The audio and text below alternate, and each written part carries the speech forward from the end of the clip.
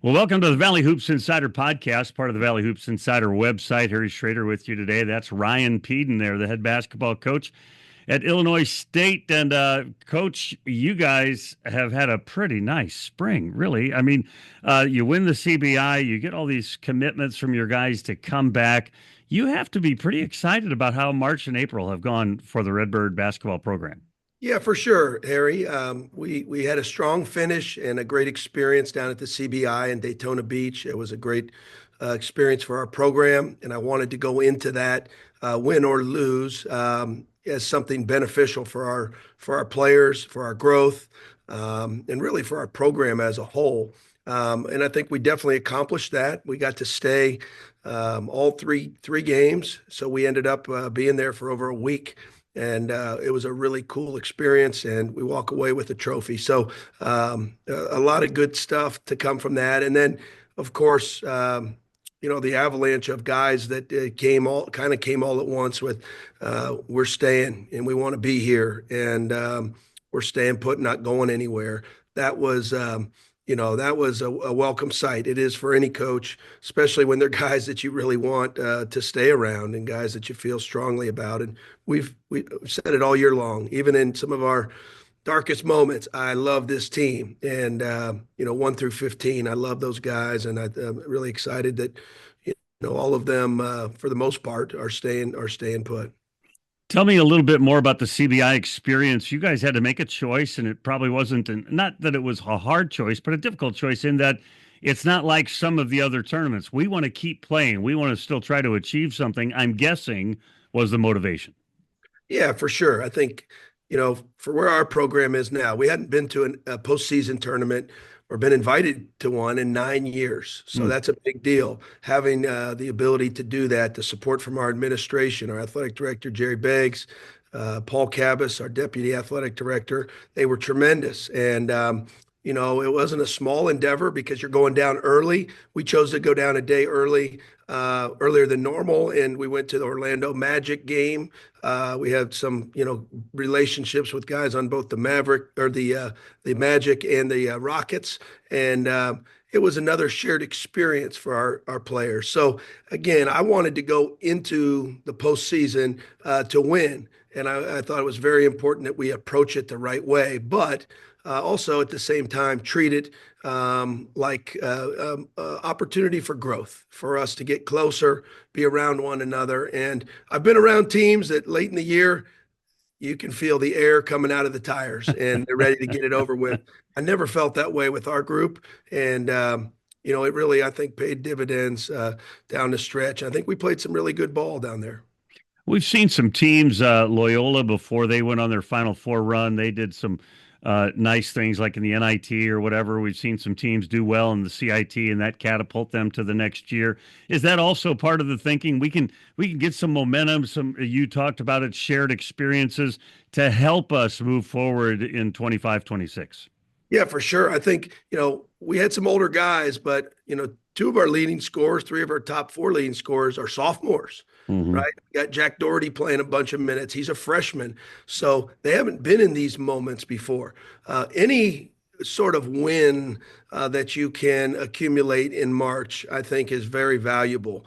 Us being in the postseason, it gave our guys a taste of what it was like to play in a game that is a win or go home. And then once you win that, we had an off day in between. It's very much like an NCAA tournament feel in terms of we got a quick turnaround, a one-day prep. We've got to recover, take care of our bodies.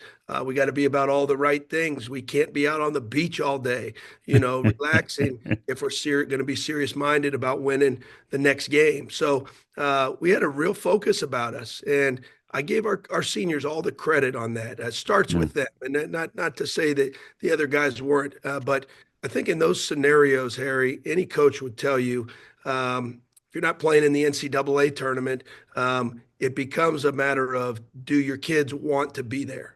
Are they enjoying this? Do they want to continue to fight? And that usually at that time of year on basketball teams, that starts with your seniors. And our seniors wanted to compete. They dug their heels in. I think they all played some really good basketball, especially in the championship game, Harry. I mean, Caden Bozer has a career game, but the contributions of Malachi Poindexter, Jordan Davis was great in that championship game. And then also, of course, Dalton Banks, who I think played some of his best basketball down the stretch in the month of March. And then you talked about the avalanche of guys returning. First there were the tidal waves that went through the Missouri Valley Conference. Chase Walker's coming back. And then there was another one, and then there was another one. And everybody's waiting. They're kind of still waiting for Johnny's decision. Do you think them staying together longer and that shared experience even played into some of those decisions? Well, sure. I think the end result helped for sure. Do I think it swayed them completely? No, but when you have such a positive feeling about a group of guys, which I know our players love playing with one another Hmm. throughout the season, and you're able to bounce back from a disappointing loss in the Valley tournament and play some really good basketball in the CBI, beat good teams, and then walk away with hardware, right? You walk away with a trophy. Cutting down nets, the whole thing, right? That's a big deal for our program with where we're at right now. It is, and it's not. I said with all respect to the CBI, it's an honor to play in that tournament. It was an honor to be invited. That's not the tournament we aspire to be playing in this program, and we're honored to be their champions. I think the folks that work the CBI take pride in that. To be Mm. real honest with you, is they love having teams that are on the incline that they can point to in future years and say, hey, we had these guys here, and then look what happened after they played in this tournament. Indiana State is an example from our league a couple years ago, Hmm. but as close as they were to making the NCAA tournament, would have been last year. The year before, they were in the CBI tournament down in Daytona Beach. So, yeah, I think it affected it for sure, Harry. Long-winded answer here, but I think the end result probably affected it even more. The fact that you do walk away with a really good feeling and excitement, knowing that the future is very bright. You guys, as we mentioned, all those different players coming back, and it's in this day and hour that we're in, what I call the portal pandemic. It's shocking, that all of these guys are coming back. So many of these players are coming back. Is there a common denominator, a common thought amongst those guys? Were they just recruiting each other, or was it as individual as each individual player? Well, I try as a coach when I'm talking to these guys to look through the lens of what's best for each one of them individually. I'm not going to ignore the collectivity of it all. Chase Walker was the first to announce he's coming back, and that made our conversation with Ty Pence and Johnny Kinzinger, a little more interesting Mm. because they came in together as a class, and they have a lot of pride in why they came here together and what they're chasing here together. Mm. And I don't ever want to make it more about the group. Each of those meetings are very individual, very personal in nature. I'm always going to look through the lens of what's best for you. What's the goal here? Mm. What's best for you?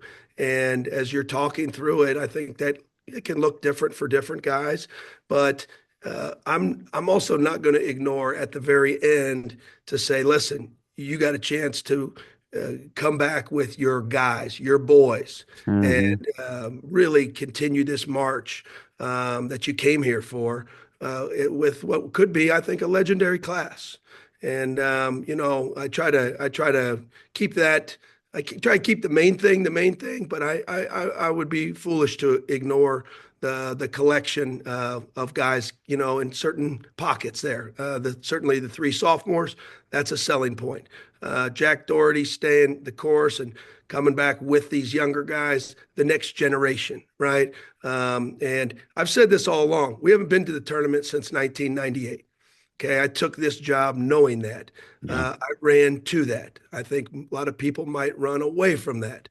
But it's very important as we build this program and we fight to get it back to where it rightfully belongs, Harry, that we have dudes in our locker room that are running to that with us. And I love challenges. I know the guys that we have love challenges. And I think it's the essence of life, right? Is doing special things together with people that you love. And, not to get too philosophical, but I think there's a big picture on this stuff that 18 to 22-year-olds don't always grasp in that moment. So Sure. I try to bring that to the table. And so all along, you mentioned earlier that all along you said, "Man, I really enjoy this group," and the group seemed to enjoy itself. When I was around your team early in the year, middle of the year, end of the year, they did seem to enjoy one another, and so the collective kind of helped one another make some decisions. But I got it. But you have to know that all across the league, everybody's going, "Uh oh." They got all these guys back, and I want to talk about your recruiting class in just a minute because I think you knocked it out of the park with some of your high school recruits too. But if we had to take a poll today, you're the preseason favorites to win the Valley all of a sudden, and that's got to feel fun to be almost like the talk of the league right now. Yeah, I try to not give a whole lot of oxygen to that stuff. I just don't, and I know that's not what the question is, but the question you asked, Harry, I think that's part of building a program and being successful. Like Drake and Bradley have had to deal with that the last few years, Hmm. and I tell you, they've handled it pretty well because they've had mature guys. They were very focused. They played the right way. For us to be in that position and this position where people are now pointing to us, that's great. That's awesome. But we all know that doesn't promise you anything. Hmm. And the more you listen to that kind of stuff, I think the more you're likely to fall.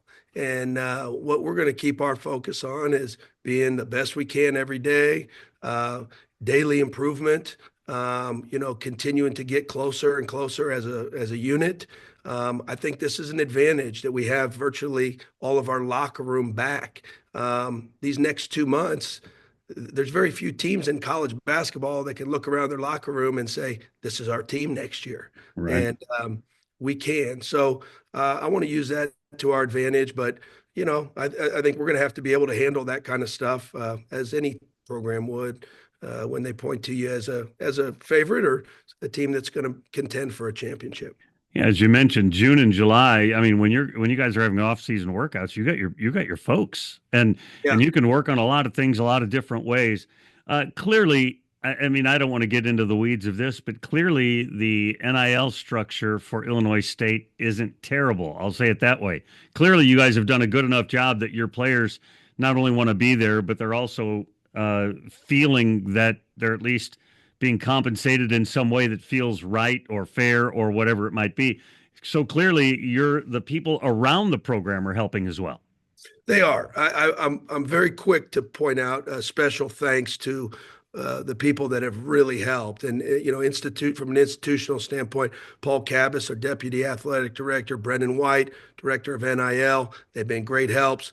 And then there's two gentlemen outside that have in essence volunteered their time. Mm. Mike Rigsby, Jay McGee are two guys that are just so important to our program. Jay's wife, Annie McGee, they've helped so much to develop this 1998 club. And it's been awesome. It's been awesome. Listen, we know we're not going to be able to outpay some of the big boys. That's very obvious. But I think we got to be able to create a student athlete experience here that our players are proud of, that they're excited about, that they take pride in.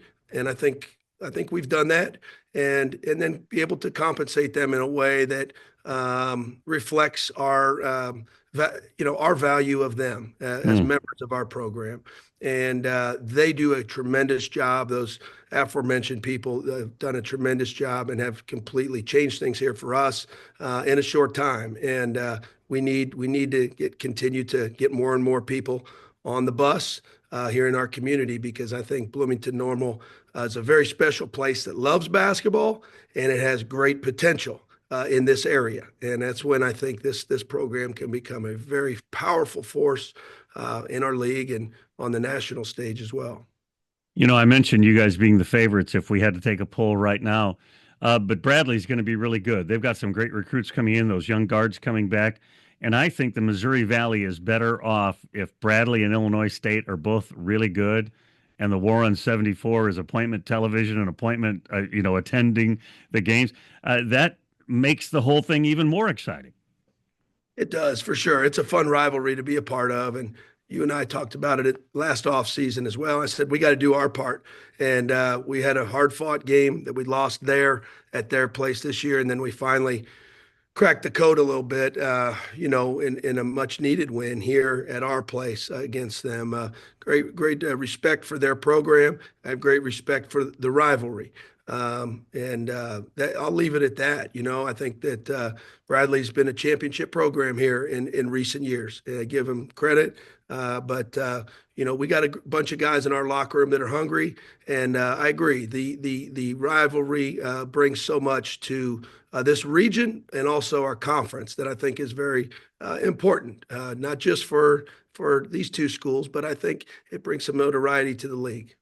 You signed four guys pretty early, and all of them with great credentials. Talk a little bit about, particularly those two Illinois guys, Tyreek Coleman and Nick Allen, two of the top 10 guys in the state. Talk about those guys and what they might add to your roster. Yeah, Tyreek is an electric, dynamic guard. I think he's a two-way player walking in the door. He can really defend. His quickness is impressive to me. I think he's got some physical gifts in terms of quickness and just being a dynamic athlete that can be impactful.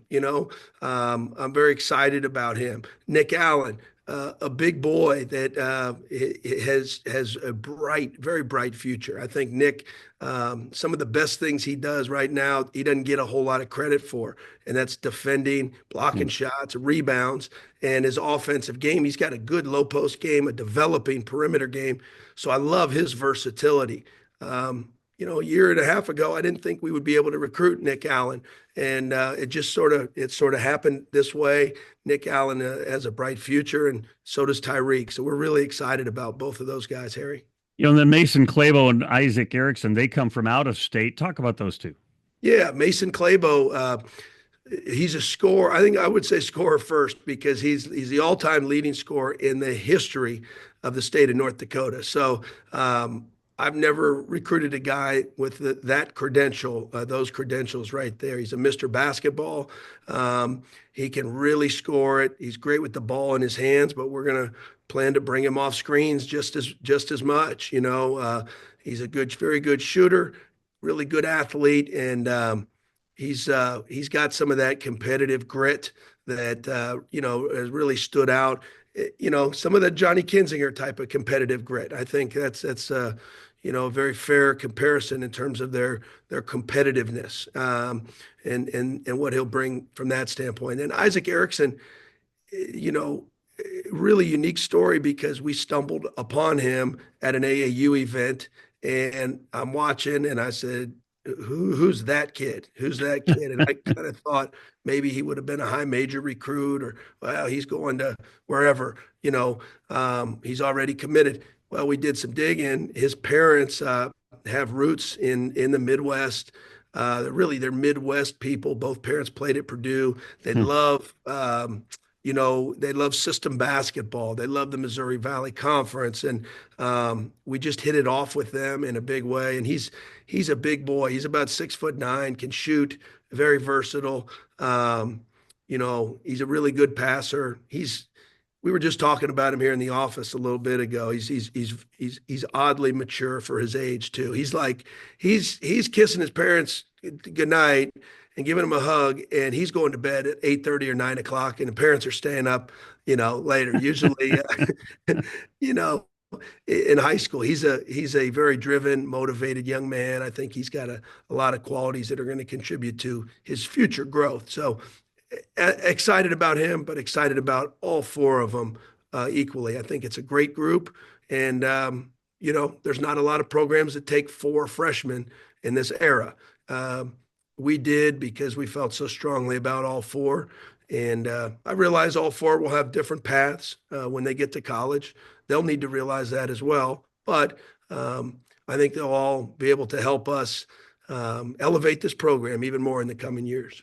Yeah, all the guys coming back, the four recruits that, like I said, have great credentials. And then two guys we haven't talked about yet, Scunberg and Lieb, who we talked about so many times this year. Like, man, are they going to get healthy or whatever? And they have both decided to come back. Talk to me about their health status. Yeah, both are full go right now. Brandon's had a couple issues maybe with his back, but nothing that's I would anticipate being lasting. But excited about both of them. They would have both been in our rotation this year. Bowden Scunberg, 1,000-point scorer. He was the leading scorer at North Dakota State the year before. Really admired from afar his grit, competitiveness, his winning ways, his intangible qualities. In addition to the fact that he plays to win. Really good defender, physical perimeter player. And I think our fans will really identify with how he plays and what he brings to the table. Brandon Lieb, I'm just gonna keep my finger right here and just say I don't want to jinx anything. I just think Brandon Lieb. As we're piecing this roster together, there's a couple of guys that I felt, everyone would say, well, you got to keep Johnny, you got to keep Chase. They're your leading scorers. But I'm thinking about a couple key pieces that Ty Pence and Brandon Lieb and Landon Wolf and, Jack Doherty, the flamethrower. Yeah, but I think people have really forgotten about him a little bit, and not us, but on the outside. This kid came in at 219 pounds, and in 18 months, he was at 250. So he's at 250 pounds at 7'1" in shoes right now. So he's smart. He's a leader within our program, was voted captain by the players last year. Very mature, intelligent, and has improved a lot. And I'll leave it at that, but I think he's going to be primed for a very good season, and I think he's going to be very valuable to our overall success on both sides of the basketball. Just a couple last questions. So Chase and Johnny both, they both averaged like 15 points a game, and they were name players in the league. What's next for those two guys? Meaning they've been ascending and people know who they are. Obviously, in the offseason, we all the players got to work on things and get better, get stronger, all those kinds of things. But what's next for those two guys? Yeah, I think it's part of the growth of players, young players, as they go from being relevant to being really good to being great. And it's not for everybody, right? Now they're at a point when Johnny Kinzinger went through this year where you're now at the top of the scouting report. You're not sneaking up on anybody.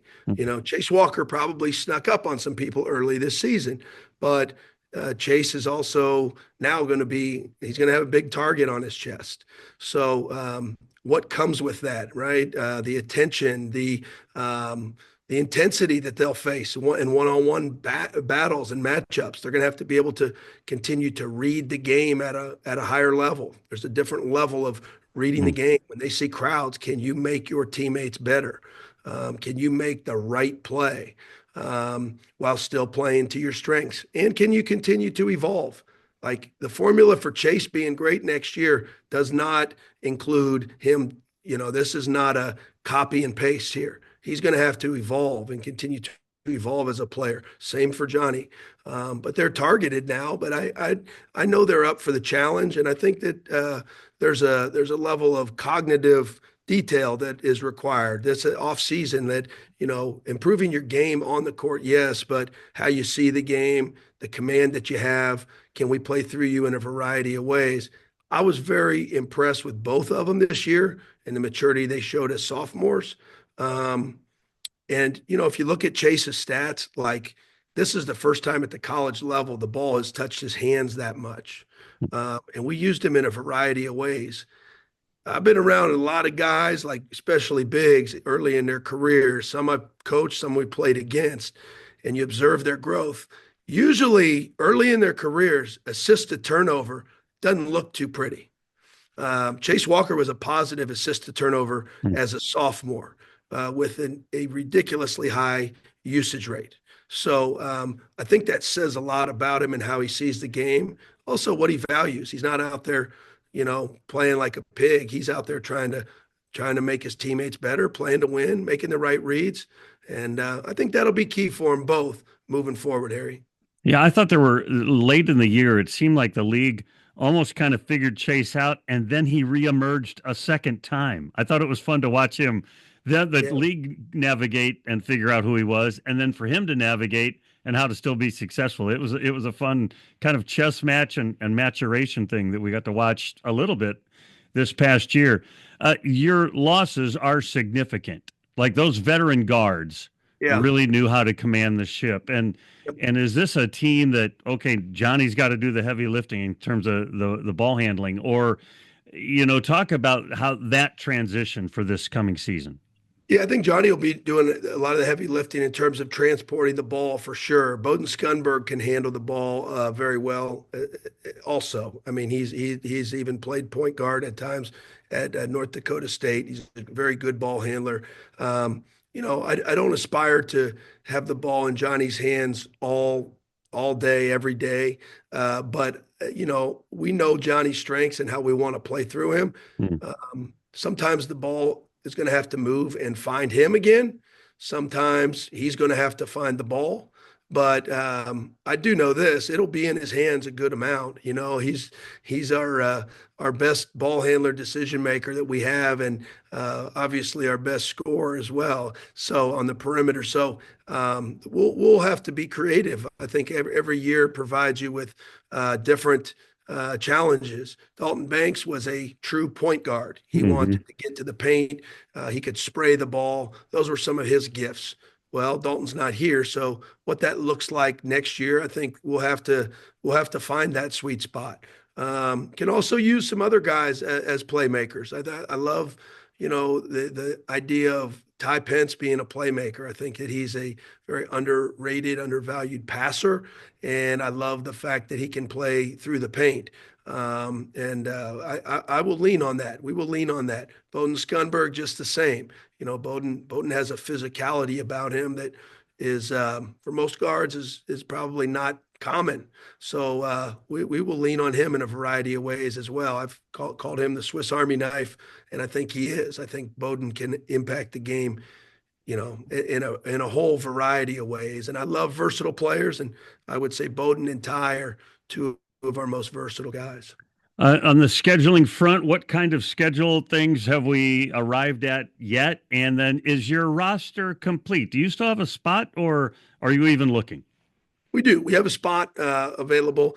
So we're looking, keeping our eyes open here. This is just sort of developing here very recently. Cade Norris has made the decision to hit the transfer portal, so we will look to fill that spot if it's the right fit. And with regards to scheduling, Harry, we got a lot of work to do with our schedule. Hmm. Um, Scheduling is an interesting deal in this era because it used to be you'd get to the end of the season and maybe you have one or two games that you had to schedule. Well, nowadays, nobody wants to make their schedule until they know A, what their team's going to look like, and B, Sure.